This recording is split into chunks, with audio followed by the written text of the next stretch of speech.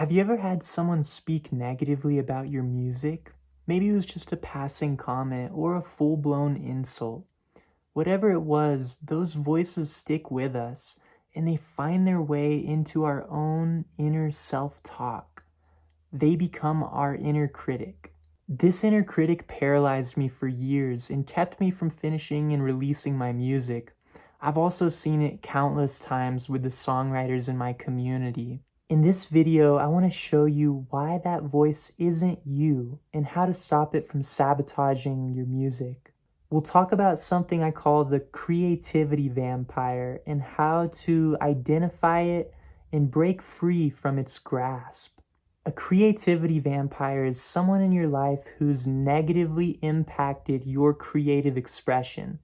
It could be a friend, a family member, a teacher. Over time, this voice seeps into your own inner critic and you start hearing thoughts like, I'm not good enough, or this is so bad, or my music is horrible, or I'll never amount to anything.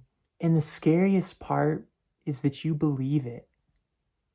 How many times have you found yourself starting to write a song or recording a song and quitting because this voice comes in and says you aren't good enough and you should never even try? I have this belief that the best songs ever written have been hidden away because the artist had an overly critical inner voice. These limiting thoughts aren't you. They're echoes from the world around you. People who haven't given their energy to that creative spark in them and so feel the need to diminish it in others. The shift that needs to happen is you have to become that supportive person for yourself. I like to think about this little exercise of thinking about yourself as a child. Imagine you're sitting on your bed as a 6-year-old playing your ukulele and writing a song. If you were the parent of that 6-year-old, how would you respond when they played you a song? Would you be present? Would you be angry? Would you tell them they suck? No way. You would be loving and open. I find this super helpful. You would never say the stuff you say to yourself to anyone else. So why should you say it to yourself? You wouldn't interrupt them if it was off key or cringy.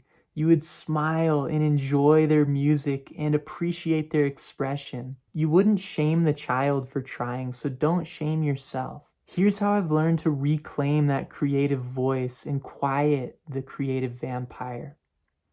The first way is to claim it. If you claim it, you control it.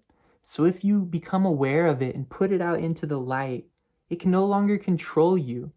You see it, and just that seeing separates you from it. So as it arises, become aware that it's not you. It's a voice that has integrated into your own inner stream of consciousness. And then think about that loving way of relating to a child playing music, because we are, and then choose completion over perfection.